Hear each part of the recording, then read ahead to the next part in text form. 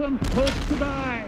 By these 50 countries, differing so much in race and religion, in language and culture. It is a big idea, a new world order. Well, I know they're lying. They tricked me once, but they're not going to trick me twice. The time is now.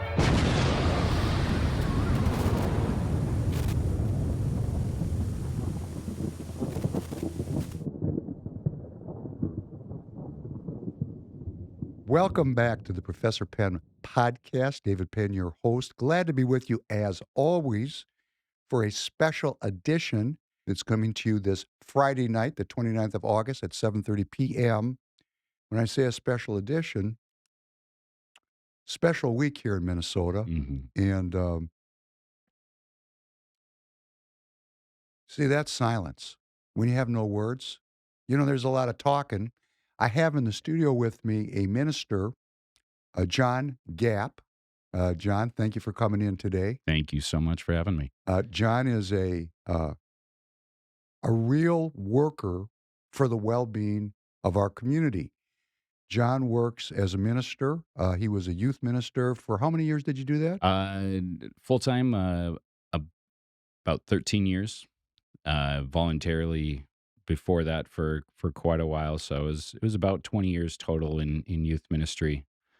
And then I've moved on to other things, online church pastoring, connections pastoring, just basically helping Christians find their place on the discipleship journey with Jesus. John's in the studio today as a guest. John is talking about a community. Yeah. That's really one of the most significant and largest religious communities in Minnesota and in the United States of America and throughout the world. Is that a reasonable statement? It's a reasonable statement. I mean, I don't know how.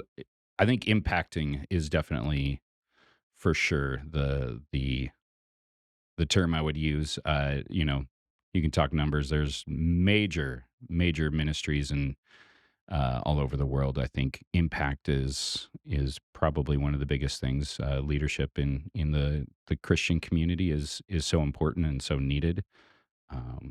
So yeah, it's fun to be a part of everything that's going on these days.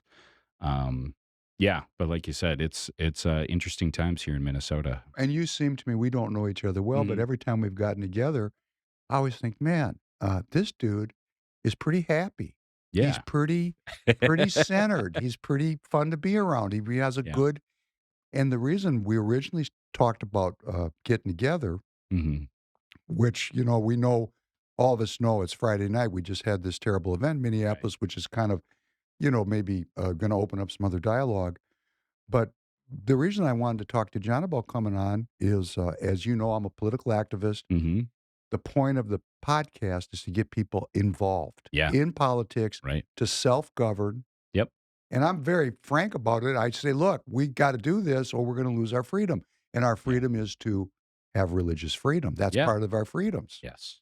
So our original get-together was, well, let's talk about the Christian community in Minnesota. Right. Because we have a lot of Christians in Minnesota. Absolutely. I live in kind of an outer ring suburb in Maple Grove. And, some people would say it's kind of a purple colored, a little bit leaning left, a little bit leaning right.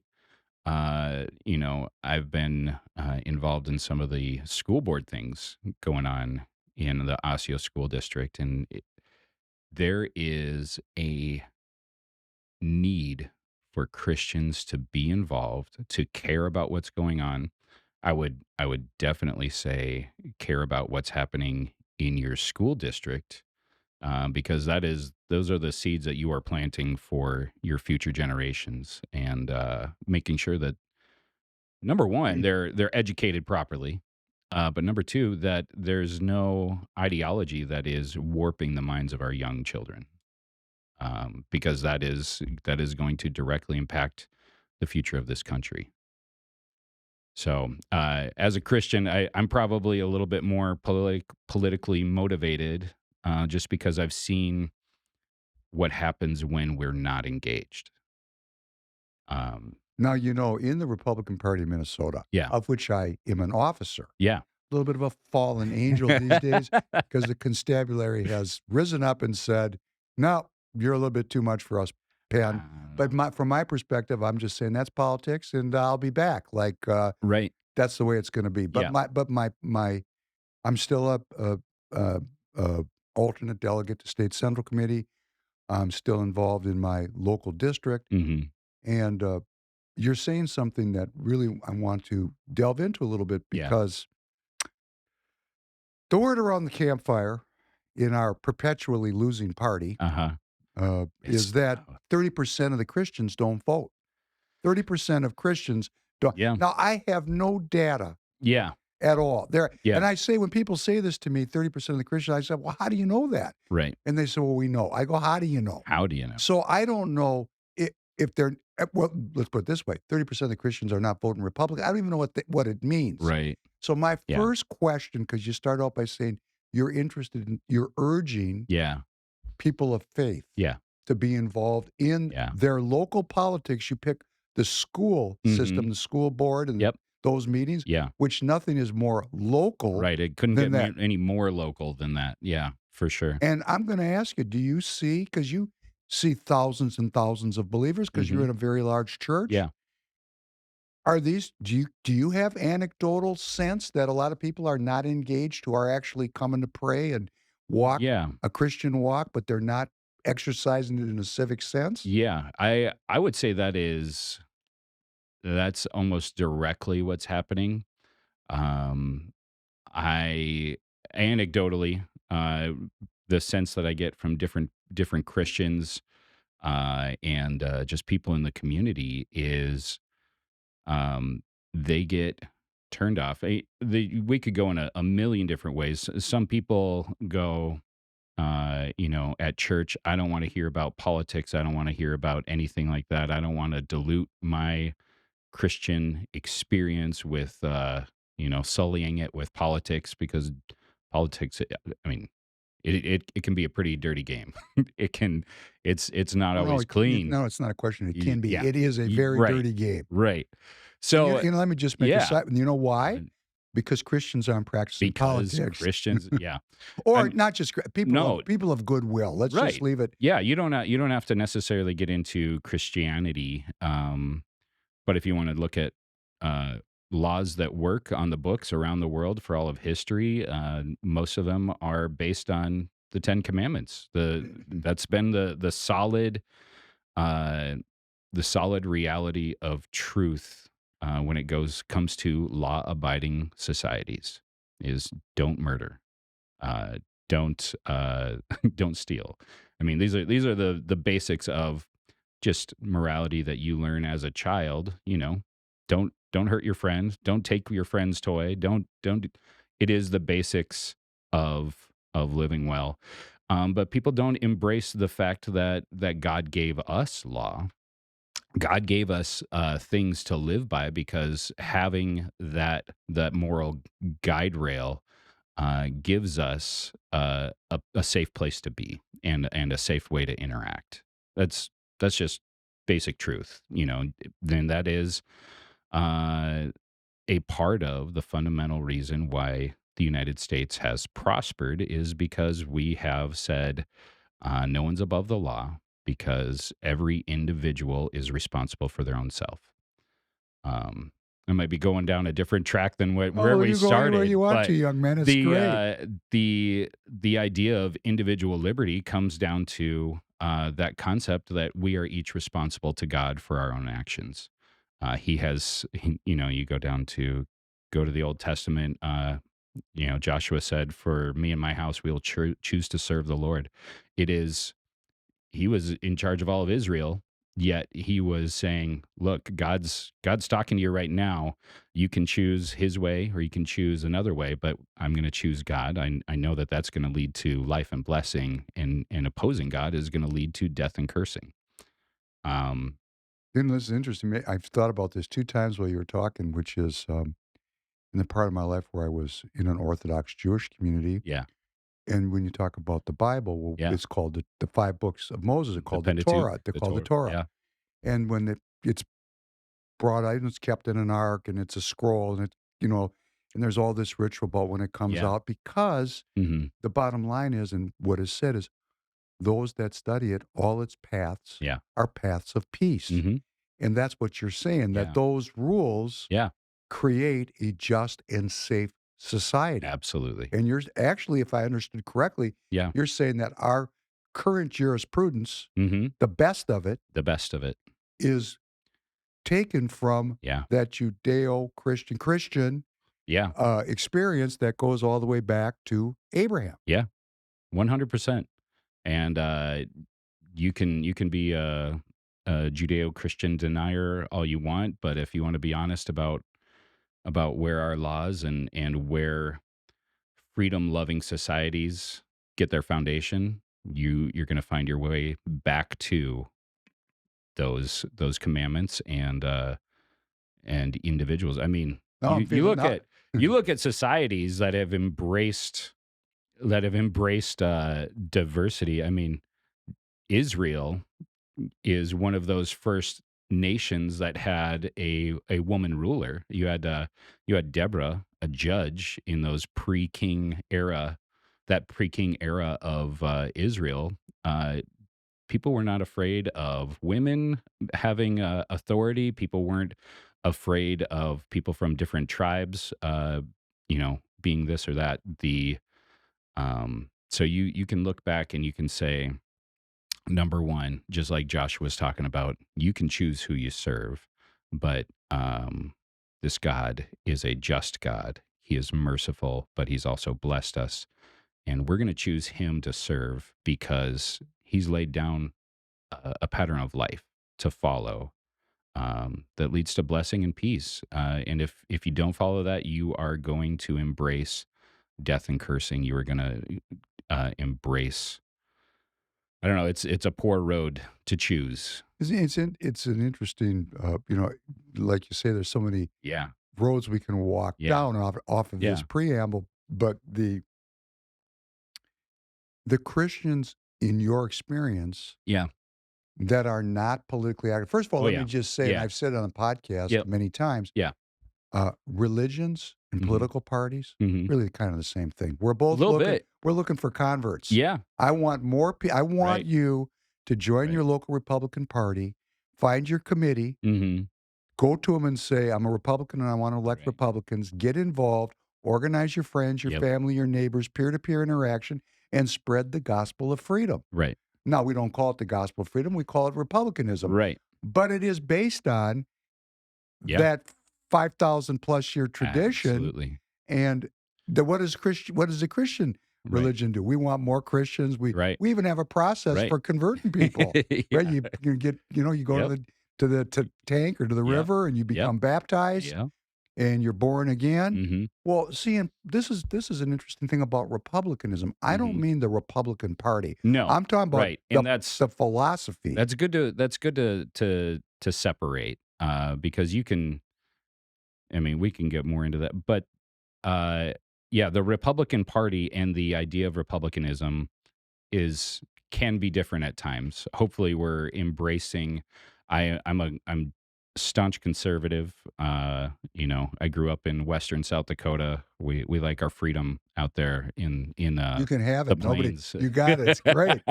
I've been there many Yeah. times. Let me tell you. Yeah. And so the idea.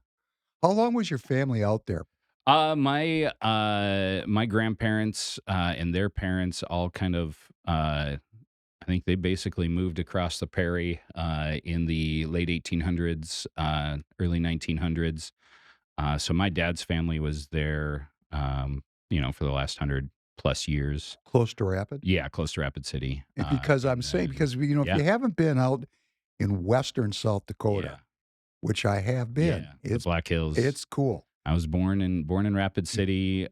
Family business was in Sturgis, South Dakota. We were a meat processing family, so Okay. I'm the son of a butcher. And grew up. Hands of grew a up- butcher, heart of a poet. That's right. No one's ever told me that before, but I have a question about Black Hills. yeah. When are they gonna finish Crazy Horse?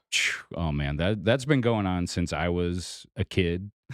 I was out there in the summer of 23, and it's gotten somewhere, but like we took a whole mountain in the early 1900s and carved out 4 presidential faces with the little amount of technology that we had.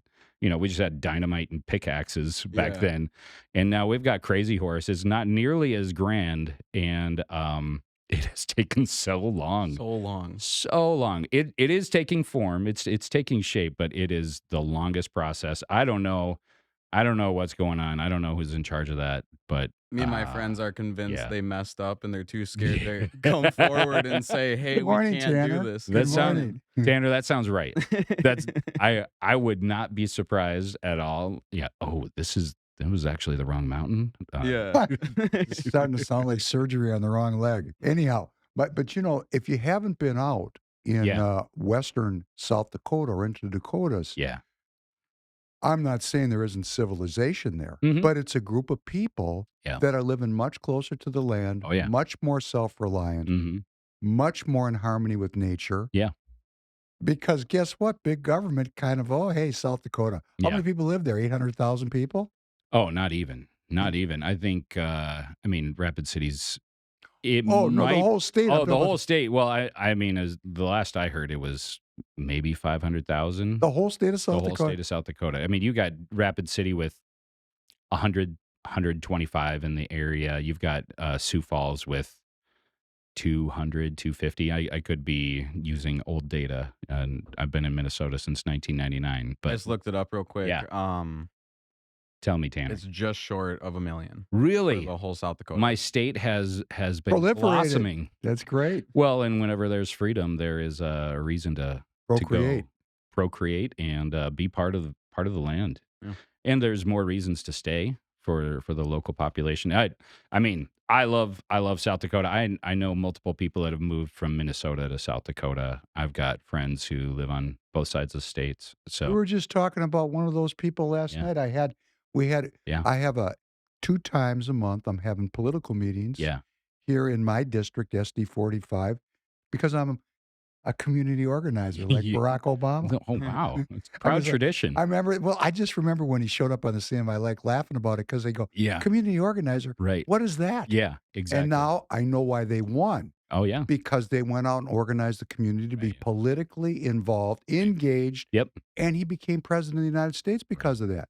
Well, many other factors, but part of it was at least the story Yeah. that he was doing but somebody Makes did good the news. organizing. Somebody did it. Yep. And so Yeah. what I believe is that, I believe that religions and political parties, we create this difference Mm. because it's convenient for us. But Yeah. I don't see a lot of Yeah. difference. I really don't. Sure. I mean, you're out in your church, Right. and because you believe that if people join your church Yep. and submit themselves to a walk of faith, Yes. their life will be benefited. Absolutely. So you're out there talking Yeah. to people and trying to get Yeah. them to take that step. Absolutely. I want to build the kingdom of heaven. I want to build the kingdom of God, and I know that when people have that relationship and find that connection with God, their lives will be better, and that's going to influence people around them. That's in my viewpoint, the more people that I can reach and can set free from the bondage of, I'm going to say sin, but what does that look like, from alcohol abuse, from depression, from anything that really ails a life. I believe those answers are found in God. I believe that The healing of those things. healing of those things are found in a relationship with Jesus. And if I can help people find Jesus more, and then they can help people find Jesus, I believe that not only will more people have that relationship with God and have eternity sorted out, but it's also going to make a better community. You're going to find less issues that they've escaped from, that people who are saved from. No perfect people, obviously, but the more people find God and have that relationship with Jesus and let Him help them work through those issues, you're going to find a better city, a better community to live in. You're going to find a better state to live in. All of that, I believe, is connected, you know. But I feel like the modern life is a process of self-worship and um, justifying the reason that I should follow my my cravings, my desires, my this and that. You know, that's a little bit synonymous with American life over the last 40, 50 years, which is to, you know, follow your heart, you know. But the Bible says, above all else, the heart is evil, you know, because it seeks to satisfy itself. Man, we'll just stop right there. When I was young, because when he says the last 40, 50 years, it's kind of an indictment of my generation, the boomers. Well, And, we were born into the lap of luxury and safety. Our parents had fought and died yeah, or had lived through that experience of World Right. War II. right. I was born in the 50s, so I was right there on the front lines. I mean, I know how this went down. Right. And follow your heart, listen to your heart, Mm-hmm. was the watchword of the generation. And then, Right. somewhere along the line, I said, wait a second, wait a second. That's not correct. No. But I had to go through my own Right. error Oh, because yeah. I was caught up in the zeitgeist of my time. Right. And nobody was pushing back Mm-hmm. on my generation. Right. We were so pampered. Now, I'm going to say, if you're listening to me and you're a boomer and your mother and father push back on you, God bless you. You're Yeah. so lucky. Great. Yeah. But I didn't see a lot of it. yeah. Yeah. Because, I mean, came of age in the 60s and in the 70s, and it was anything goes. Anything goes, goes, right? You're Yeah. free. That was freedom. So, politically, what has this generated? Mm-hmm. Well, it's generated a lot of potential converts to Christianity because there's a Yeah, lot of people that are right. very unhappy. Right. We say that men live lives of quiet desperation, and they do. Mm-hmm. Women are confronted with the pace of change Yeah. and pressures on them Yep. that is, just me thinking about it makes me, Right. I mean, Yeah. I have 4 daughters. Mhm. I have a mother. Yep. I mean, I have 4 daughters. That means I have You are. partners, Yeah. right? So, the point I'm bringing out is, Yeah. I'm aware of the suffering Yep. of women Yeah. trying to sort through Yeah.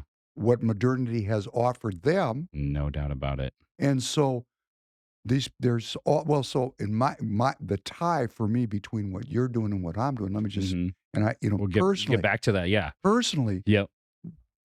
you're talking about, following your own heart. Mm. Okay, I did it. Mm-hmm. And then I had that moment where I go, wow, Yeah. that's not working. And I started a long process of change, Mm-hmm. which accelerated as I got older because the time is running out. Yeah. It is.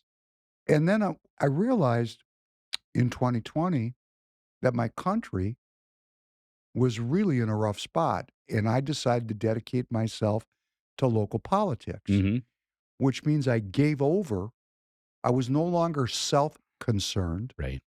I became community focused Yep. about the well-being of my fellow citizens, Mhm. about bringing forth a better community. Same thing you're doing. Right. So Yeah. fishers of men, so to speak. Absolutely. And you know what happened? Absolutely. All my baggage dropped. I Yeah. mean, as soon as I still have enormous problems in my life, Well, sure. and they mean nothing to me because Yeah. how those things resolve themselves is not in my hands. Right. And however they resolve themselves, I stay focused on what I want to do and what I know I'm here to do. Mm-hmm. So I've had this tremendous baggage drop. I don't have fear like I used to. Yeah. I'm not self-concerned like I used to. My health is better. I'm spreading good things. And when people oppose me, I just look at them like, you're opposing me? Yeah. Wow. Please be careful. I don't recommend you because I know I'm doing good things Right. all the time. Yep. And in people, I mean, I can say that, no, I've been practicing this for many decades. Yeah. And I've reached a point where I know good and bad, Mm-hmm. and I know what I'm doing is good, Right. and I want to do it more. And I pray for the strength to do more. Absolutely. I don't pray for the strength to get rich. I don't pray for the strength to be popular. Yep. I don't want to be famous. I just want to do good. That's very familiar sounding to you, is it not? It is. Absolutely. So I'm saying that the yeah. Republicanism, Yes. the process Republicanism for sure. and walking in a Christian walk Yep. have some similarities. Do you agree with me about that? 100%. 100%. And I think that comes back down to kind of what I was starting with is individual responsibility. Republicanism is, and I would say a Christian faith is individual responsibility. As a Christian, I can't do this on my own, so I'm looking to Jesus. I can't be good enough, holy enough, whatever qualifications that I have in myself, they're not enough, and I need Jesus. So, but that's an individual decision and a responsibility to understand who I am and what I bring to the table of this world. And so when I bring that to Jesus, that is my choice. As a Republican, as a conservative, that individual responsibility is that I am responsible for my own actions, and I'm responsible for my own outcomes. I'm responsible for what I do with my life, what I do with my wealth, what I do with my time. Those are all my responsibility.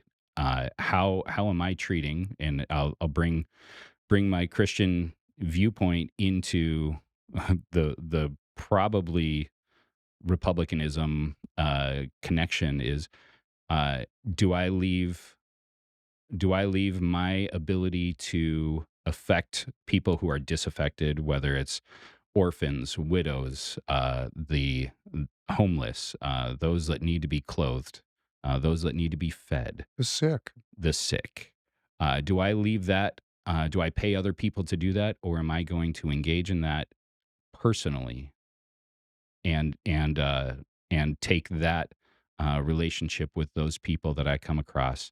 Am I going to do that personally, or am I going to abdicate that to a governmental organization to do it for me? Outsourcing. Outsourcing. And I would say one is very genuine and the other is pretty isolated and insulated from the actual operation. Transactional. Yeah. Very transactional. You know, I just want to comment that the reason we have a big government Mm-hmm. is, in my opinion, directly related to the lack of personal responsibility, Mhm. the willingness to give up Right. that self-governance For because security, for safety. safety. Right. Yep. That's correct. But the interesting thing Uncle is Sam will keep me safe. lack of faith. Yeah. Right. The government Right. is in people's life Mm-hmm. where traditional faith once dwelled. Yeah. And what we do on the podcast is I say, okay, no, we live in modernity. Mm-hmm. I'm not anti-science, Right.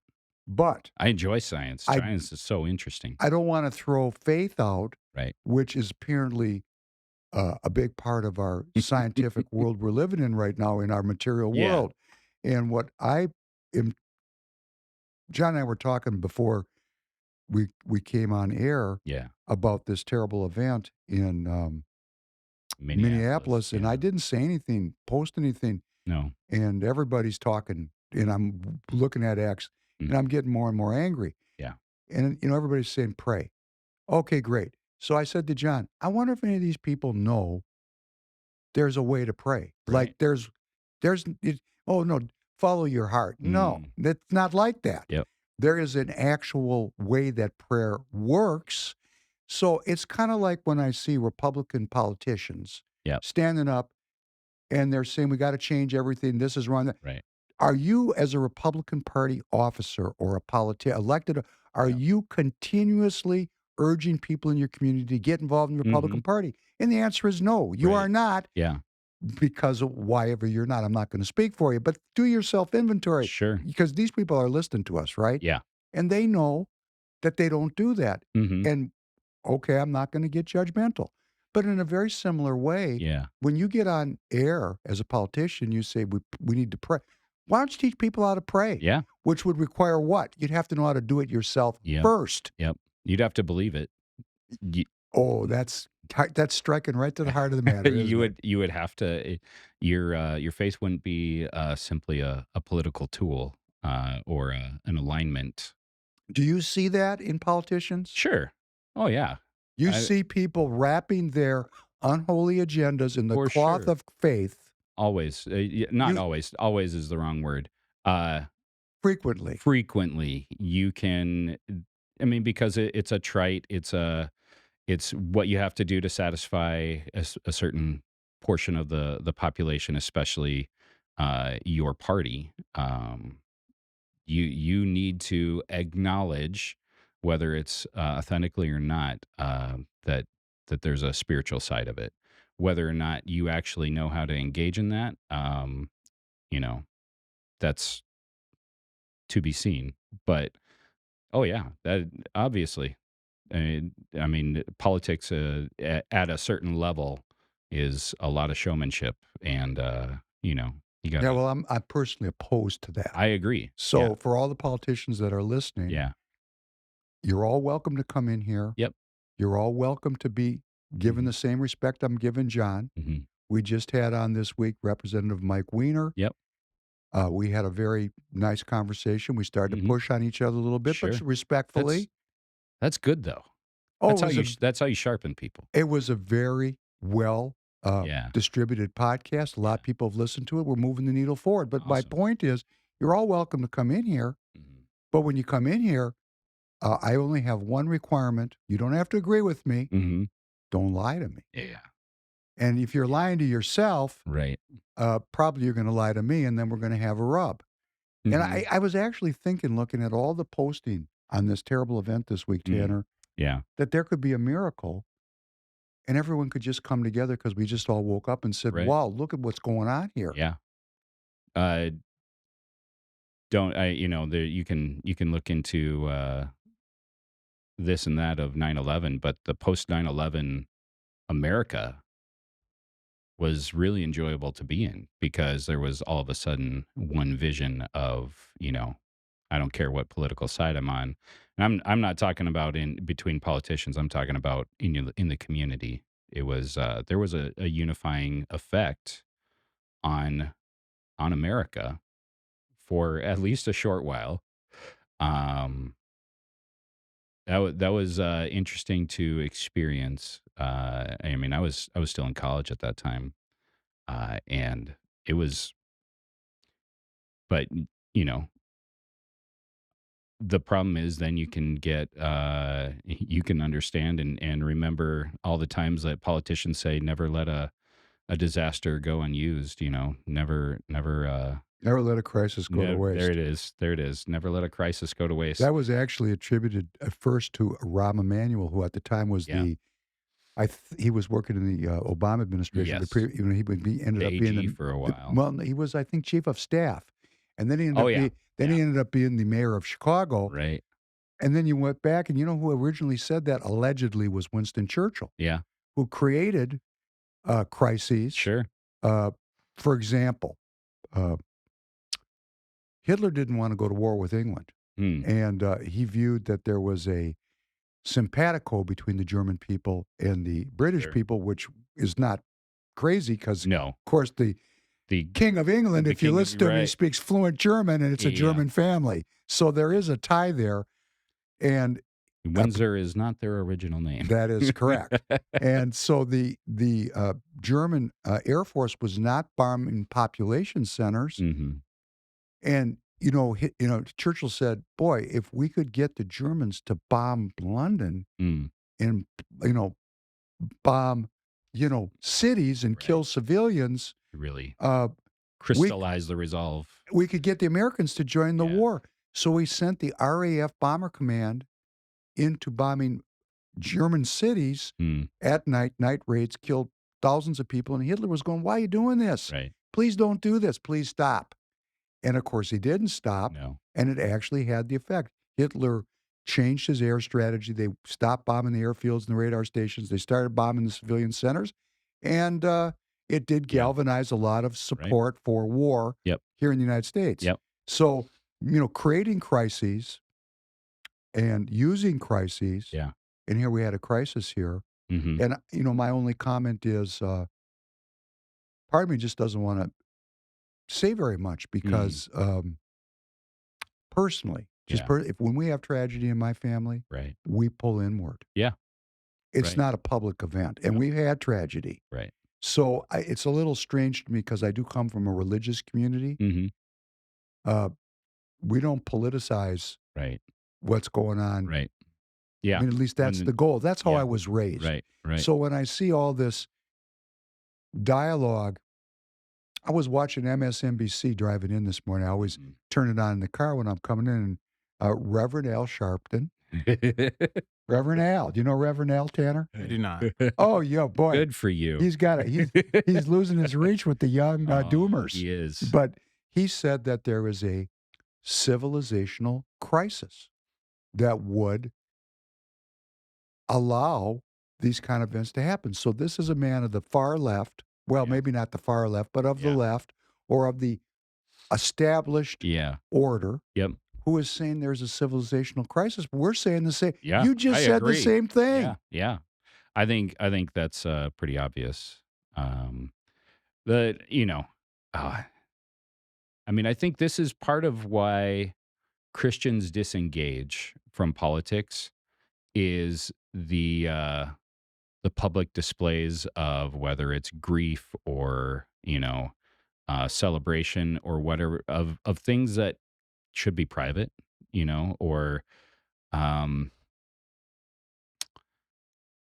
if you're authentic about what you believe, you don't need to publicize it. You don't need to get up on a podium and speak into a microphone and have camera redistribute your. I got a scripture that you could stand on for that. Go ahead. If you have the faith of a grain of a mustard seed, you could cast a mountain into the ocean. There you go. So, really, if you had that kind of faith, you wouldn't have to beat your chest very hard. Well, Jesus also, called the Pharisees and the Sadducees whitewashed tombs and condemned them for, instead of praying in private, would go out to the street and public display of prayer. That is a very stunning indictment of our political class. And if you're elected and you're listening, I want you to say it one more time. One more time, please. Can we have another chorus, please? One more time. Can we do it again? Please talk about that one because that is so apropos to my feeling today. What your go ahead. Come on now. Listen, come on, preach it now. When Jesus, this is an indictment for Christians and politicians alike.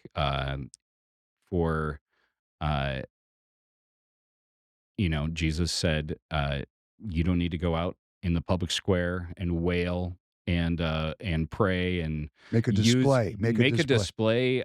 Well, the funny thing is that those people were going out and using their prayer to condemn others or to make themselves look better than others instead of being authentic with God in their own time. They had to use their religious position to beat other people on the head. And their religious position in that time was also a political power because they exerted political power in their community underneath the Romans. They were recognized as. In other words, religion and politics were not two separate things. They were one thing. Separate, right? One thing. Absolutely. I think that's why Christians can shy away from politics or even talking about politics in their Christian circles or at least at church is because they don't want to be hypocritical. They want to, have that privateness. But I think, just talking about this generation is authenticity is so important. And so if a political person or even a pastor or someone involved with a church, um, sometimes it hurts your reach to have cameras on you because you have tainted the ability to reach into your community without the community going, oh, this is for publicity. Not that recording everything that, things that are going on so you can encourage a, um, I don't want to go too far into this, but authenticity is so important. I love it when politicians show up without a camera. I love it when leaders show up without a camera get involved and encourage people to be a part of something without needing the publicity of it. Obviously, I believe, and I'm a Christian, part of a big church, and we have plenty of cameras and plenty of social media out, in a lot of things that we do, and that's important because you want to be able to encourage people to partake and be a part of it and support of what's going on. Um, but does your support end when the cameras are off? You know what I mean? This is a very, like I say, you don't want to go too far into it, Yeah. but this is something I have to deal with. We had Dan Schultz on Yeah. just last night, who's the progenitor of the precinct strategy. Yeah. And Dan would like me to talk about political strategy Yeah. on every show for an Yep. hour and a half. Right. So on every show, I do take the time to say, okay, Right. what are we doing as a Mhm. political community? Yep. And I do say, and I do believe that this separation of church and state, Yeah. it's there for a reason. And the Mhm. reason is the founding fathers of this country at that time were critics of the church Right. because it was in collusion with the divine right of the kings and queens Yeah. that were in this colonial power game all over the world, and it was Right. corrupt. Yep. Well, what did they do? They erected a new group of priests called lawyers and put lawyers in the place Right. of the priests. Yeah. And created a separation of church and state. What's happened over the 200 and plus years Right. of our country is now we have a secular religion. It has all the hallmarks of a Yeah. religion. It has symbols like the flag. It has Mhm. great figures Yep. like George Washington. Yep. We have history. We have ritual. The and American saint, Saint George. but it has a set of beliefs Yeah. that are not any more grounded in the faith of our fathers, Right. but in the scientific method. Sure. And that transition happened in the last 100 years. Yeah.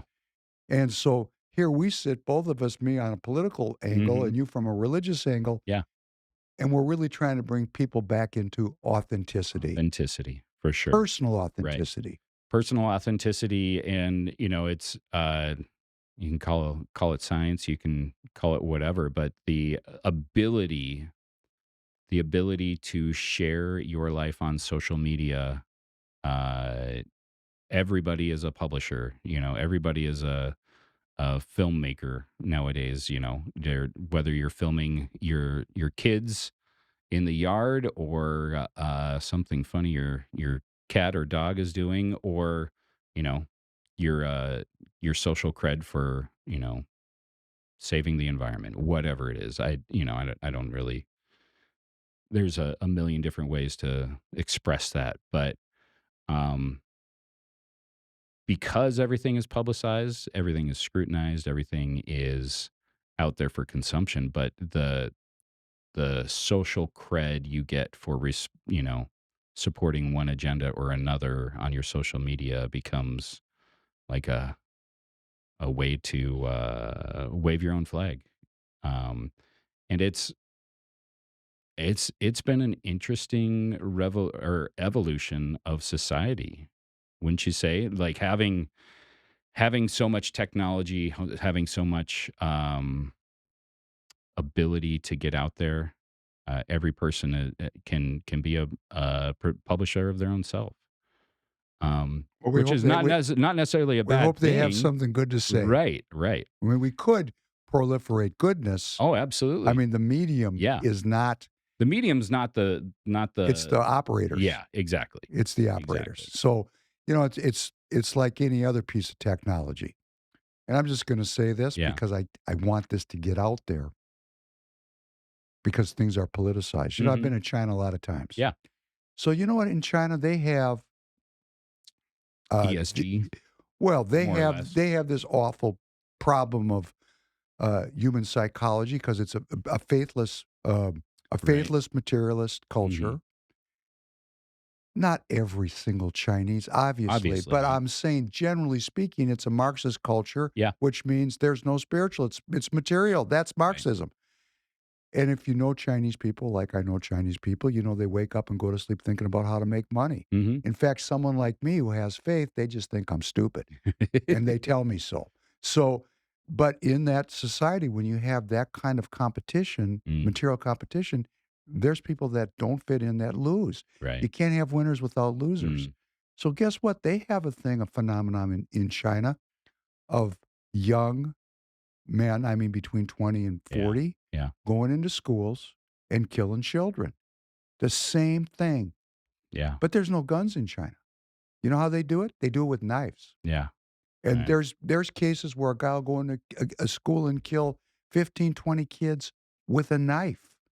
And, you know, there's all this nationality. Well, let's take all the knives away. Yeah. Because they took all the guns away. Right. So there are no guns in China, but they still have this horrible worldwide phenomenon where the disaffected could be a woman, could be a man, could be somebody that has some kind of a gender. Right. We're seeing that some kind of a different kind of presentation of self in everyday life will go into an environment with children, the innocent, that is the point of it. The point of it. And kill them. Yep. So it happens in China. So you'd say, well, wait a second. Going back to El Sharp, something's sick with our civilization. Yeah. He didn't say America. No. He actually said our civilization. So if we want to look at this as a worldwide community, it's a worldwide phenomenon. Sure. And so what are we going to do about it? So what your answer to it, I think, is pretty simple. My answer is Jesus. My answer is a relationship with Jesus. I'm not shy about that. You know, if anyone has any questions about it, I'm happy to answer them. Because the answer is not in self. It never will be, because we're limited.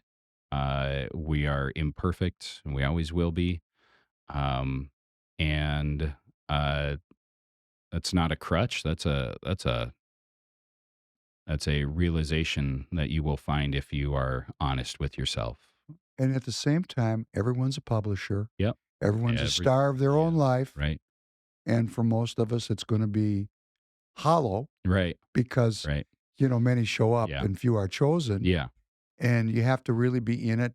Like here at Free People Radio, yes, I would like to have millions of followers. Absolutely. We'd like to break even here. You have influence. Which, by the way, if you need tires, you go to TireGet.com. TireGet.com. We're going to put a little pitch in. But the point is, we'd like, but how I view it is, I'm going to do what I'm doing. Yeah. And if these other things come along, that's a blessing for me. Right. But I'm not focused. That's not the result. You're not looking for that result. Your efforts are to have influence, to help change people's minds, but also bring people together. I get up every day and I say, what am I supposed to do today? That's it. And I just got into a kind of an argument with Mrs. Professor Penn. Yeah. She said, you don't plan into the future. Well, you're such a risk taker. And I thought to myself, okay, I understand where you're coming from. Yeah. You're right from your perspective. Not arguing with you. Yeah. Foul. I mean, I put my hand up. Yeah. But the point because to do what I do, you really have to walk by faith and not by sight. Right. So whatever comes along. Yeah. And see, I said, there's no past. There's no future. Right. Those things we're just right here, right now. And so when I do this here at Free People, I'm not even thinking about influence. Yeah. I'm just trying to express what I feel I'm supposed to do. I'm not thinking about outcomes. I'm thinking about process. What is my contribution to my community? Yeah. People go, well, this state's always going to be Democrat. I go, really? Oof. Boy, you really underestimate the power of miracles. Right. And we don't, so I'm just saying, okay, I'm going to just keep and try to meet you. Yeah. And the subject on the table is, this is my walk today. Right. What is going on? You're actually telling me anecdotally from your perspective, Mm-hmm. there's a million reasons There's a million. why a million Christians Yeah. don't want to participate in politics. Well, I think you just hit one of the biggest ones, especially in this state, is why should I care? Minnesota's always going to be a blue state. We can have the biggest movement of conservatives outstate that we ever had. We can have 100% participation outstate, but we're never going to overcome the metro vote. We're never going to overcome. You know, I hear that all the time. I hear, I'm going to go vote probably, but it's not going to matter because Minneapolis and St. Paul are always gonna drag the vote down. I remember watching on election night this past year and watching some positive movement in the numbers with the local and state votes. And Hennepin County came in. And then Hennepin County came in at the And end the of air the went night, out of the room. and it just went just deflated. Because it uh, depends on how willing you're able to imagine the lengths that other people will go to win. If you're willing to imagine it, people are going to go, what does it matter? Because the other side is cheating, or they've got a thumb on the scale, or it doesn't matter because there's too many people that don't have any understanding of what's going on, but they're politically motivated, and so they're just going to continually be anti-red, anti-Republican, anti-whatever. So I see that. That's not really the case at our church. My pastors are very motivated to talk about the issues that are going on in our country. And so, every election cycle, we take time to talk about um, the major things that are on the ballot. You can talk about abortion, you can talk about this and that, but every big political conversation, you can find the answer in the Bible. And so if you take that issue and you look at what these politicians or candidates have to say about them, you can go, okay, they agree with the Bible or they don't agree with the Bible. And that's our rule as a Community of faith. as a community of faith. Is it's not about a party, it's about how closely are they aligned with what the Word of God says, because that's not subjective, that's objective according to our faith. Of it's not about what I feel, it's about how does it align with the Word of God. But when Christians try to participate and they fail over and over again, there's The normal human. the normal thing is to just withdraw or to not engage. You think it's a fairly wide phenomenon in the general Christian community in this state that people are not political? Because if they're Yeah. actually in a faith community, Yeah, they are actually. it depends on the faith community. It depends. I mean, there are denominations out there that are very politically minded and or community minded, but there's plenty of denominations of Christianity that are fairly left leaning, and for whatever reason, left leaning ends up being very associated with political action and community Organizing. action and organizing. However, and then you see more of a silent majority in a right-leaning community. That's an interesting comment. I really find that fascinating. Yeah.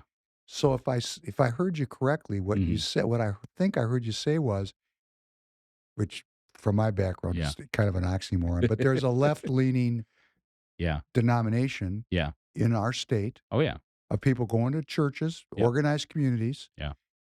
And the further left that community of faith is, the more politically active they might be or seem to be It seems like it to you, to me. anecdotally again. Anecdotally. And then on the other side of the spectrum, people that are Yeah. living in a more traditional frame in faith Mhm. communities, Mhm. for some reason, Yeah. that same level of political organization and Right. activity is not there. Well, and I think part of it is because they're minding their own business. You know, they're like, I'm not bothering you, you're not bothering me. Yeah, but they are bothering me. Oh, they are. Yeah. I obviously I have some political opinions, but I believe, and this is from a faith perspective. If you do not use your power, and we are as believers called to engage the authority that we're given. As an American, as a Minnesotan, I have the authority to vote. I have the authority to cast my one vote. If I do not cast it, I am abdicating my voice to someone else, and very likely that someone else is not going to agree with me. So my silence is not speaking loudly. My silence is not supporting anybody. My silence is an abdication of the power that God has given me. And as an American citizen and a Minnesota citizen, And as a Christian, and as a Christian, if I do not participate and use my voice and use my vote, that is an abdication of my responsibility to affect my community in a way uh, that should be used. So I find that to be a problem. I don't appreciate the silent majority, because the silent majority needs to awaken. and I do want to say to the politicians that are listening, Yeah. you know, we do now, I don't want to say we because it's not me, but some of y'all give a reason Yeah. for these Christian conservative people not Yeah. to vote Yep. because we lie to them. Yeah. I mean, our party is lying constantly. Yeah. If you're in a politician that lies, you know who you are and you know what lies you're Yep. telling. And this is why I say I can get along with anybody. They don't have to Mhm. agree with me. Right. Just don't lie to me. Don't lie to And me. it's not that it's personal, because after all, if you want to be a liar, that's between you and yourself. Right. I'm looking at it politically. Yep. Back to the issue of authenticity. Authenticity. Yeah. Because people, I think, when you're a minority party Mhm. and you're trying to be fishers of men and women Right. to build your ranks so that you can achieve your goals. Right. How are you going to, Tanner, you're young people. Yes. You know what authenticity is all about. Yeah. You know when politicians are BSing, Yeah. right? Does that draw your generation of young people into the political process when you're looking at lying? Yeah. Of course absolutely not, right? No, in our generation, I feel like there's been quite a transition that we crave authenticity now. Yeah. We're so sick 100%. of anything being fake.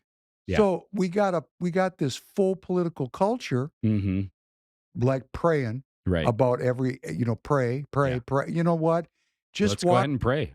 Great. Walk by faith and not by sight. Yeah. And you won't have to tell us to pray. You'll be an example of prayer. I would love to have one of these Republican leaders, when they have time at a podium, say, "Okay, let's pray." But do you think they're going to? It happens. It happens. It's- But let me it's tell you. pretty. Oh, no. Okay. Let me You set you right, because I'm in the set me party. right, David. No, Set me right. the Republican Professor. Party prays Yeah. before every meeting. Okay. And I'm going to tell you what makes me angry about this. If you're going to pray in the name of Jesus, Yeah.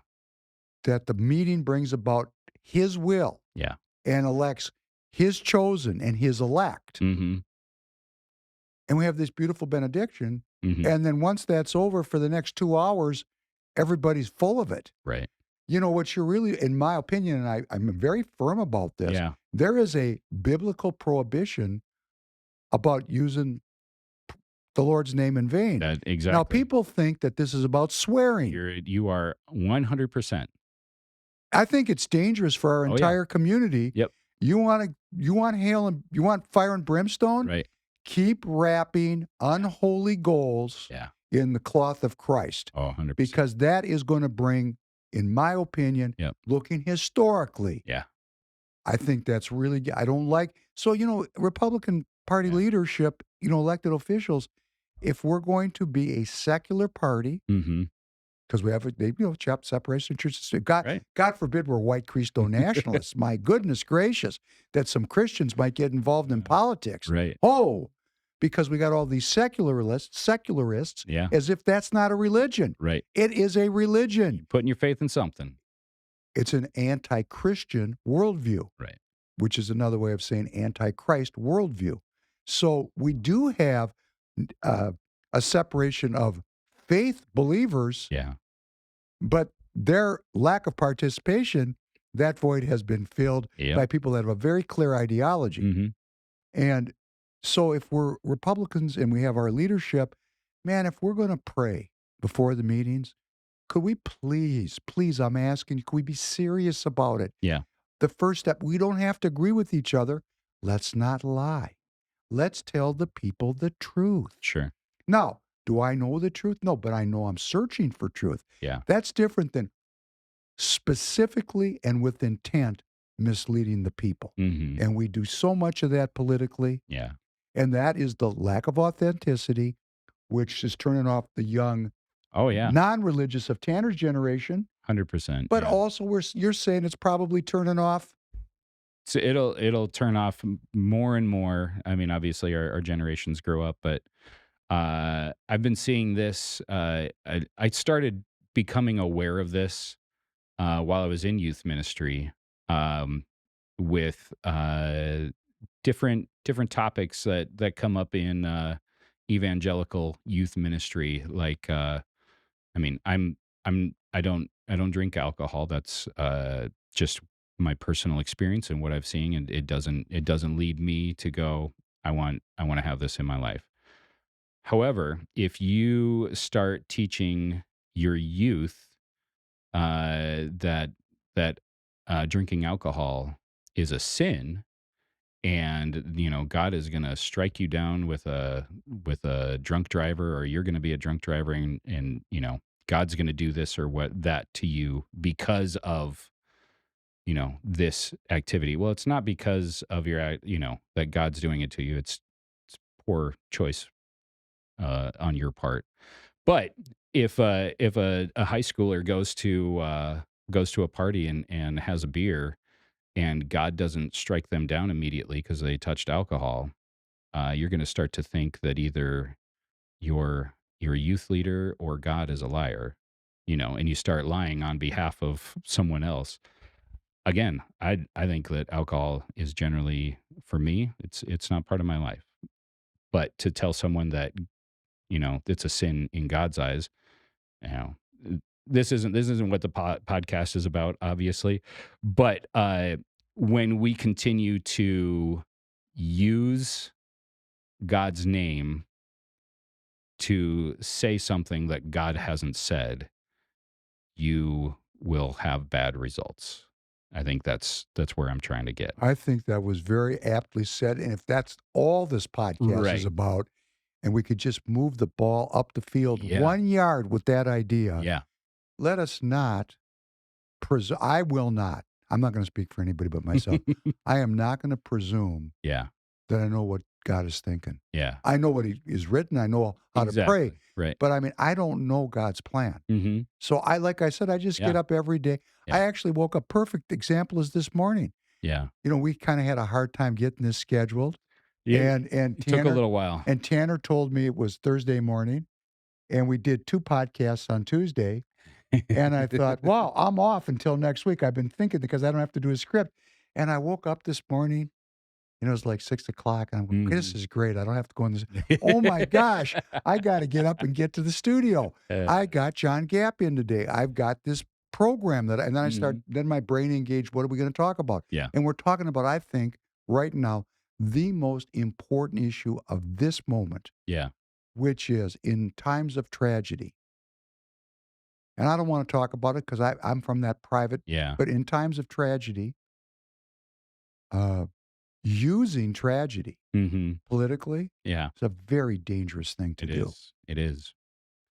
I couldn't agree more. I think as a believer, I think we should engage in prayer. We should ask for the Lord's presence in the life of the victims. Um, I think we should take stock in what has led us to this place. Um, so yeah, there's a little bit more private response.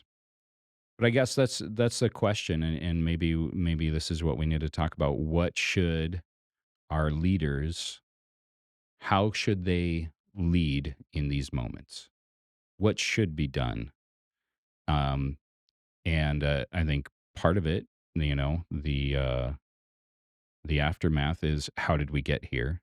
And maybe as a civilization, as Reverend Sharpton, pointed out, what's going on in our civilization that's led us to this place. But what should a leader be doing, David, with this moment, in this moment? I think our church is going to be praying for the victims, praying for those families, that God brings them peace, that help them through the process of grieving. I think that's you can over spiritualize, moving on, but God talks about being with the grieving, being with the people in the time of sorrow. Um, so I people are looking for leadership though in these times. How do you lead authentically when something like this happens? Uh, you know, I know there's one side of the conversation is going to say this is another reason to outlaw firearms. This is and in it right back the Pro 2A is going to say this is a reason to have firearms in every church and school. It's a very divisive issue, Yeah, right? it It's like is. so many of these Right. other see, and this I did a little preface. I said, "Hey, Yeah. there's no guns in China, Right. and they're killing Oh kids yeah. wholesale over Right. there." So, in fact, Tanner, Same this in is UK. this UK, they're having violence all over the place, and there's no guns. They have a strict laws on how big of a knife you can have. hey, you know what? We can kill each other with our hands, Right. so Yeah. but you're gonna like this, Tanner. In China, there's so many of these knife incidents in schools that every school has several. They're like forks, giant forks. They're like 6 foot long, looks like a fork with the middle prong taken out. It's like a Yeah. It's like and then well, the idea is if there's a murderer comes in there with a knife, one of the teachers can get that Just fork prod around them away. and just no, just pin them against pin the them wall against the wall. Yeah. until the police come. Every school has that. Oh my That's goodness. their school defense. But the divisiveness Yeah. of every issue Right. keeps the people separated. Yeah. There's the divide another divide and Another conquer issue. reason to And so then those poor separate. sufferers become used, Right. which is why I'm not commenting on it too much Right. because I don't want to use these people. I mean, never let a crisis go to waste. No, Yeah. no, I don't want to use the crisis. Right. So the issue is what brings people together. Mm-hmm. I mean, I know we could sit down. You could come back in a few weeks and Yeah. we could talk for 3 hours about the Sure. civilizational issues from your perspective Yeah. because you work with children. Yeah. So you understand something about this. Yeah. But to me, it's like, okay, Christians, what is going to make you get off the bench? I mean, you're not even voting. Right. I want every Christian that's in your community that's Yeah. hearing this, I would like Yeah. you to join the Republican Party. Yeah. You're going to say, how do I do it? Well, you find your local You find your Republican local, right. committee. Yep. You call the head man. They're Yep. called the chair of the committee and say, my name is so-and-so. Mhm. I'm a Republican and I want to help elect Republicans. Right. Can I come to the next meeting? Right. You don't even have to be on the committee. You just need to show up Yep. and start to hang out and figure out what's going on. We've Yeah. got some mutual friends Yeah. that Absolutely. are up in your area, Maple, because I know 100%. some of these Yep. people up there. Right? We're not 38 mentioning names, and 37 and but they're up there trying, and they're checking it out. yeah. And I know how it's going. Here's how it's going because they're good people. Yep. They're trying to blend in. Yeah. They're trying. See, it's an interesting process. If you maintain your authenticity, Mm-hmm. the party will move to remove you Right. because it's not authentic. And Because that's why we're losing. right. Okay? Just that I would simple, agree. elected officials. Yeah. When you are authentic, the entire community will recognize it, and then you'll embrace everybody because we'll find issues, authentic issues, like, for example, religious freedom. Mm-hmm. That's a really good, you walk up to people and you say, do you believe in religious freedom? And someone will say, yeah, I'm an atheist. Can I be free to be an atheist? Yes, you can. Absolutely. We're in a Republican country. Yeah. We're so badass about our faith Mm-hmm. that we're happy with you being faithless. That's Absolutely. okay. Go We for it. hope you find faith, Mm-hmm. but if you want to be faithless, go ahead. Right. That's between you and whatever you're doing, right? You and the universe? What? Question mark? Yes, right. Your heart. Yeah. But when we're authentic, what Christians have got to be craving politically Mm-hmm. is authenticity. Absolutely. Yeah. Would they not become more motivated to participate? Yeah. And how do we foster that? Well, Christians, when you get into the process and you become delegates, you get to vote for who becomes elected. Right. So you become the guy with the vote, The guy with the vote. the most important person in the room. So you say, well, the people aren't authentic. They lie to me. I don't like it. I don't want to participate. Mm-hmm. They're only there because you're not there. Right. When you're there, you are the vetting process Absolutely. to be sure that, and then you get into now you're really doing politics because authenticity right. has a lot of dimensions. Yep. So you could come back. Now I got a third podcast for you Yeah. because we got the issues of, for example, Israel Yep. and the Christian faith and all the different, there's so many things to discuss. That's a good one. Yeah. We're talking a lot about that. I do another podcast, weekly final hour podcast.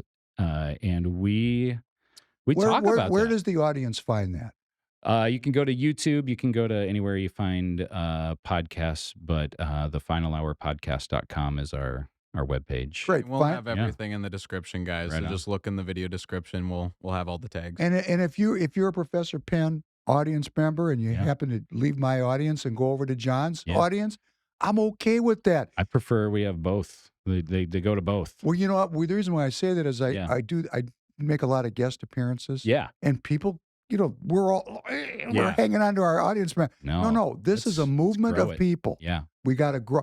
We have to be fishers of men. Absolutely. So in the car business, you know what they say in the car business? For every ass, there's a seat. So, there's a lot of people that might Tire like you. kickers in welcome. Invited. Of course. Yeah. Because what we want to do is we want everyone to find a community where their personal spiritual need is satisfied at that moment, and it changes over time. Perfect example. I used to listen, and I do like Steve Bannon. Yeah. And I used to listen to War Room. I never missed an episode. Yeah. And I still check it out because I want to keep up because it's such a great leader. Yeah. But it's not an everyday thing anymore. Sure. I was telling you before, I used to listen to Reverend Kenneth Hagin. Yeah. Every day I listened to. I never missed a day. Yeah. In fact, I bought his tapes because this was in the day of cassette tapes. And I never got in the car without listening to his tapes. The heyday of cassette tapes. Cassette tapes, right? And I was in his community. Yep. And I used to listen to Bob Marley Mm-hmm. every day, another preacher. Yeah. And I don't listen to Bob Marley too much anymore. Yeah. So we go through these different phases where we're nourished by different mentors. Yeah. We don't need to be afraid of that. No. We want to embrace that. Absolutely. I think that's that's a product of isolationists where you're afraid of other voices getting out there and usurping your voice. I think we have more in common than we don't. Well, let me just make it simple. Yeah. To the extent that it could not be my voice, I will be succeeding. Yeah. To the extent that it's my voice, if I look back, like we had a meeting last night. Yeah. Every 2 weeks, I was saying at Devani's on Highway 7 and SD 45. So that'll be September 10th, I think, is the next meeting. Yeah. And you're invited. And I left the meeting and I thought, man, you suck tonight. Because, you were so because I've had these meetings, and every time I have these meetings, the constabulary, I like to call them, sends their agents to see what I'm doing. And then, I'm triggered by these people because they're not authentic. Right. And they're not telling me the truth. Yep. And they're not telling my fellow community member. And then I get personal. Mm-hmm. And I thought, man, Penn, you sucked tonight. Yeah. So But to the extent that I can put aside my childish ways mm, and uh, try to represent yeah. authentically, Yeah. then I feel like I'm trying to really listen to you, Mhm. and I still could get a lot better because Well, this conversation we is all could. a spiritual opportunity. So if Yeah. Tanner's going to put your socials in the Sure. what do you Yeah. call that? What in the description of the podcast? Yep, the description The below. description. No, More info. we Yeah. are on Spotify and Apple Yeah. Podcasts and Rumble and YouTube and on X, and we're now syndicated on iHeartRadio. Woo. So we're That's everywhere. that's great. We're out I there. love that. And, we want to get the word out. And I Yep. want you to know you're always welcome to come back because this is just Appreciate the it. first Yeah. This is just the chapter. start. Right. And what I'm taking away from this is, because this is kind of heading towards the conclusion. Yeah. Your anecdotal experiences, there are Christians. You're actually Absolutely. supporting what people in the party are saying to me. There are Mhm. disengaged Christians Yeah. who are faithful, Very faithful. probably understand that there are powers and principalities aligned against their faith, 100%. but they have decided not to engage in the political process Right. for a variety of reasons. Yep. How do we get them engaged, John? Well, What do we do? I think they need to understand, and this is what's happened, and I've seen people get more engaged in the Northwest Metro, especially through these school board elections, is to see what's happening when you don't use your voice, when you don't take your authority seriously. In one school cycle it was 2020, 2021, the school board had a 4-2, probably left-leaning majority, and they pushed through some ideologies, some transgender ideologies in just a few sessions. And I mean, they just ran roughshod over what the community was saying they didn't want.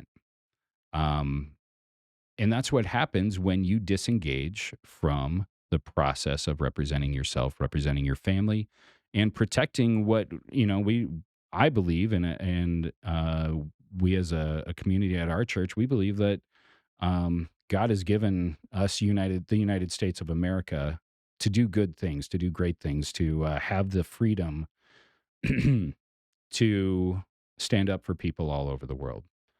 But especially in our community, if you don't stand up for yourself, you are letting your children down. You're letting your children down in your local elections, in your school board elections, in your state elections, in your national elections. If you want your children to have a future in this country, you must stand up and be heard.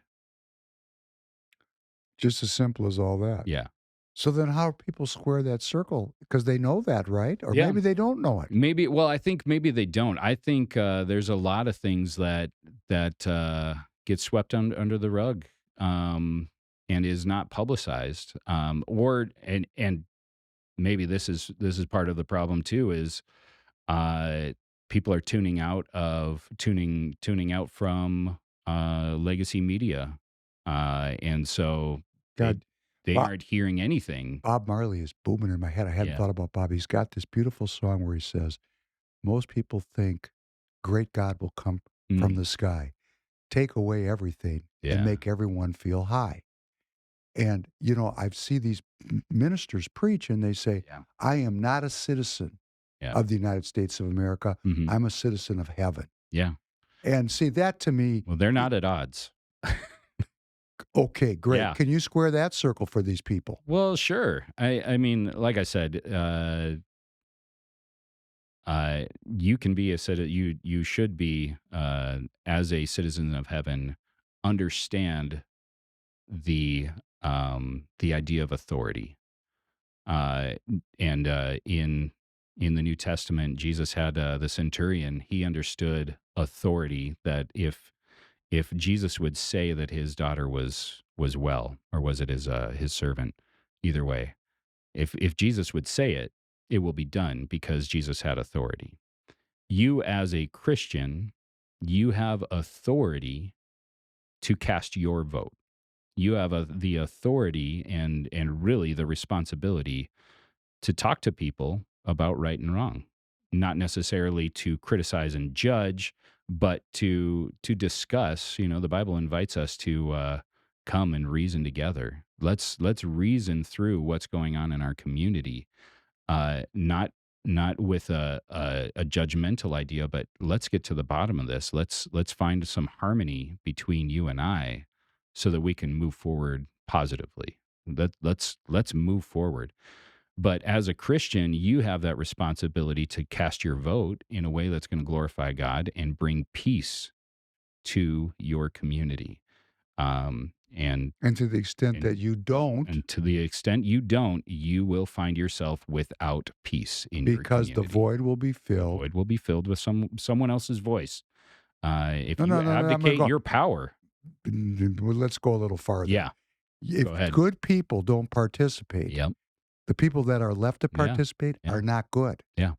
That's just the way. And you can that's just see. the axiom, right? And what is the thing? Is- You know them from their Right, fruits. you will know them by their fruits. $37 trillion Yeah, of debt. yeah. And my country has been at war my entire life. yeah. My entire life. Right. I mean, the only time there's been peace is I call that as a period of rearmament. Yeah, So right. You if gotta- we're at war and Re- we're in debt, Yep, and that's the outcome, right. couldn't we all good people Yeah. understand that there's the parable of the servants? Right. I mean, the servant that, Yeah. didn't add to the pot. Buried it in the ground and said, it's right there. I'll show him when he gets back. And what happened? He said, get out of here. And, fleeced him basically. You're a bad You're steward, you're a bad steward. bad servant. Yep. And so what we have here Mm-hmm. is my entire life, Yeah. this degradation of, as Reverend Al said, of our civilization. Mm. And we're not motivated Mm. as believers Right. to do everything we can. I have a hard time with it. And what you're saying is, you're saying in a beautiful way. You're saying that casting that vote Mm-hmm. is a responsibility. Absolutely. Absolutely. We're called to pray for peace, and even pursue peace in our lives, and that's a good aim according to the Bible. That your family would live in a time and in a place that is peaceful, but that doesn't happen on accident. So here we are. We're talking the day after this terrible event. We're not talking about the event, No, but all we're doing is talking about the event right? without talking about the event. Yeah, Because I'm not going to use that. no, Because we could have this conversation. We were going to have this conversation if we Yeah. didn't have this awful tragedy. right?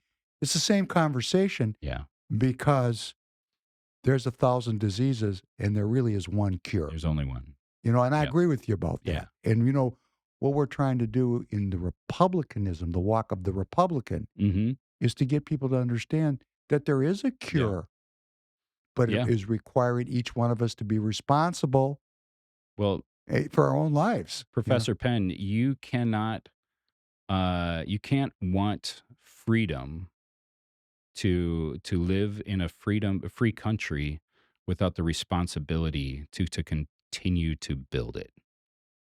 And if you don't continue the process of liberty, and that's truly what freedom is liberty. If you are not taking your part and being responsible for it, then you don't truly want liberty. You are wanting, you're wanting a handout. You're wanting Socialized risk. socialize. Yeah, absolutely. Socialized risk. And liberty and freedom requires work. It doesn't happen without work.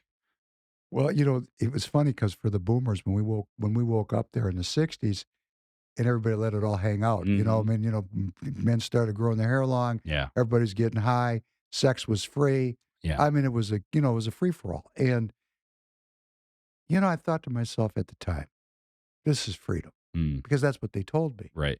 Well, actually, what freedom is for me, what liberty is for me, is discovering the natural laws and rules that are Yeah. here, Right. because freedom is being in harmony with those rules and those laws. And we're I've had 5 kids. Every one of them crawled on the floor and put everything in their mouth. And then you run over as a parent and go, you can't do that because they're putting it into the test tube. Well, we've had this civilization. We have just experimented with 120 years of progressivism. Yep. Which goes back into the European intellectual tradition, which was anti-Christian. Yeah. We've experimented for close to 200 years now with this. Not to say there wasn't lack of faith all the way back to when the Israelites came out of Egypt. Right. Because when Moses was up on the mountain, they built a golden cliff. Done to us. Right. So this is not no, but we've turned this into an art form. Yeah. This kind of experiment. Yeah. And you look at the outcome. I mean, I'm just saying, hey, if you're Christian, if you're a Jew, a Muslim, an atheist, look at the outcome that we saw right here in our face right now. Yep. Oh, let's pray. Great. First of all, I'm going to say that, John, you can come back. Yeah. We could just have an hour and a half on how do you pray. Sure. Because there's a mechanism to it. There is. It just is not like, oh, please. Like you're tugging on God's pants. Yeah. I don't think that works very good. No. And it's said, and I learned this from Kenneth Hagin, whatsoever you wish for when you pray, believe you received it, and you shall have it. In other words, faith is a big part of it. Yeah. So, what are we going to do about this? And I hope your community listens to this. Yeah. Because I don't know how overtly political you get with your own community, but I'm in your podcast. A little bit. But we are overtly saying, please join your local community. Community. That's where it starts. Proselytize your friends, your family, your neighbors. You don't have to door knock. Now, one thing I think what I would like to talk to the church about. Yeah. Because you made a comment, well, it doesn't matter because of Hennepin County and Ramsey County. I'm building an outreach in Hennepin County. Yeah. I mean, seriously, brick by brick, person by person. I think, because the Republican, we just had Laverne Turner on last week. What did Laverne say? The Republicans don't show up in Minneapolis. They're not here. They don't show up. Well, they don't come. And they said, well, man, the community looks at that. Yeah. And they say, well, they don't care. They don't care about us. Well, we care. Right. What can we do? Yeah. Because your church is not that far from that community. No. Yeah, for sure. And I've been to your church, and it is not a lily white community. It's a very diverse community. Extremely diverse, yeah. Which is cool. Yeah, we love it. It's cool. What can we do together to get into the belly of the beast and support the people who are people of republicanism or of faith in that community? Because if we don't do that, those Christians are right. We can't win. Right. Self-fulfilling prophecy, so to speak. Unfortunately.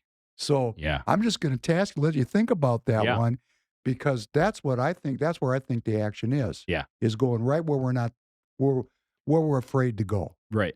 Well, and it's possible we won't ever take meaningful ground until we do.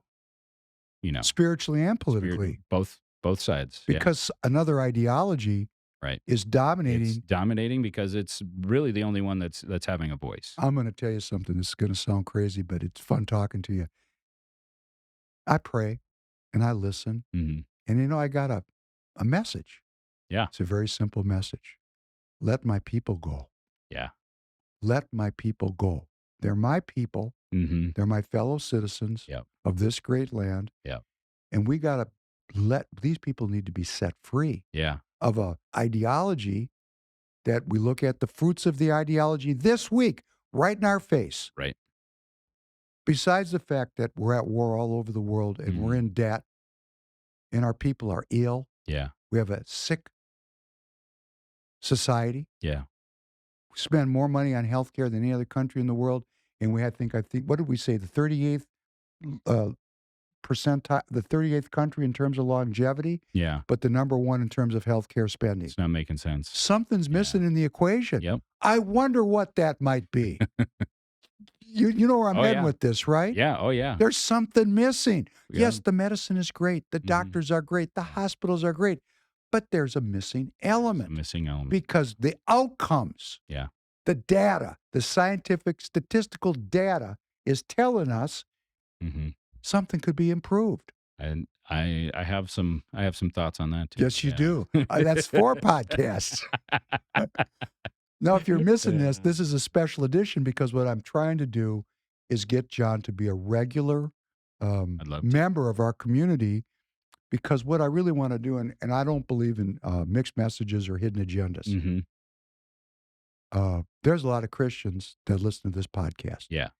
The community's getting ready to split over the Israel issue. And we didn't talk about it today because we're just getting to know each other. Yeah.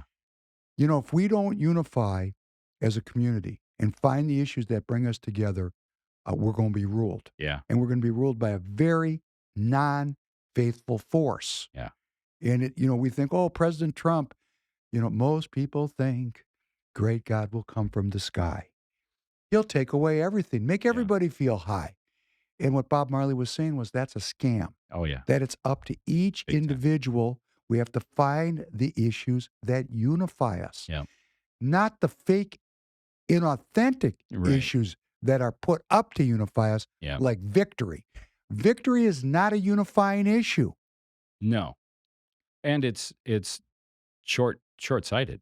Victory on what? Victory for how long? Victory through lies, Yeah. victory through manipulation, victory through Yeah. fooling the people. No, that's not it. That's No, a it's straw house. That's a, it's a house. Who's the vanquished in that Right. equation? Right. Because you can't be a victor if there's no vanquished. That is an. That's This another- is why we Yeah, love buddy. Tanner around Free Yeah, People buddy. Radio, because this Right kid on. showed up. He was the engineer. I said, Matt, mic yourself up, young give man, him a mic. and look at him go now. Yeah, look man. at you go. He just comes. I mean, I love it. so you can't. If we're was in hot. if we're in a society, we're all American citizens. Mm-hmm. How can there be victory without a vanquished? Right. And if we're in that mindset, what kind of community is this? You divided. And All who the would time. who benefits from this division? Who is the master of dividing the people? Yeah. Right. Well, Okay, you- because that's not a faithful decision. no. A faithful pastor does not divide his flock. No. He gathers his flock in. Right. Yep. Right? Oh, 100%. Yeah. Well, and you can the flock needs to be unified in one singular person of Jesus. And we That's need to it. find those Yeah. issues, those political issues that bring everybody together. And that doesn't mean we don't have disagreement. It means No. that our areas of agreement Yeah. are stronger. The forces that bind us together Yep. are greater than the forces that tear us apart. 100%. And right now, the forces that tear us apart are far greater. Unfortunately. Well, it's been worked on for a couple hundred years. Yeah. Maybe it's been worked on for a couple thousand years. I was going to say it seems like a long-standing issue that people find themselves It's in. whatever you want to put the lens on. You can go right back to the way back. Well, I mean, I like talking about the Bible because I believe in it, but I like talking about it because it's not talked about. And the wisdom of it is lost on those who have been secularized. Right. You don't even have to believe in God No. to gain from the wisdom Absolutely. of the book. I think. And it's a great text. Yeah. I mean, Yeah. I went to an East Coast school. We read Kant and Hegel and Habermas, and we read Plato and Socrates. Right. We didn't read the Bible. Yeah. There was no class, Philosophy 101. Let's read the New Testament. Nobody, it wasn't on the syllabus, Yeah. right? Right. So we're trying to get it on the syllabus. And that's why you're here, because what I want to do Glad to. is try to find these issues Mhm. that create so much connectivity that the party doesn't fracture. Yeah. Because it's getting ready to bust. Yep. We gotta. There needs to be some repair for sure. Yes, we need a new rally point. Yeah. And that's why you're here. I just want you to Let's do know it. why I'm inviting you on. I Yeah. don't want anybody to think I'm being tricky. Nope. I don't want you to think I'm using you. I'm coming up right up front saying I'm using this podcast Let's do it. to learn how we can find issues that bind us together. Yeah. Because I want a real unity that unifies Republicans throughout the state so that we can have freedom. Yeah. Absolutely. That's It it. doesn't happen on accident. Takes work. Yeah. Tanner? Yeah. You gave me a lot of hours this week. Thank you very much, young man. Of course. It's great. It's great. John, thank Yeah. you. Welcome. You're welcome my back pleasure. anytime. It's great. Thank you. Tanner's going to get all of John's socials up. Please repost the links if you've hung in for 93 minutes. Please repost the links. into your own social. That's how we get the word out. Yep. We're not going to get any help. The algorithm is, we could get big enough that it works in our favor, but we're not there yet. Yeah, not quite there yet. Not there yet. We're working on it. It's I think we have more of a chance than Sisyphus, but we have it's a long road to hoe. Oh, the myth of Sisyphus. We're going to have to start with that when you come back. All right, Tanner, thank you very much for coming in. Of course. Have a good night, everybody.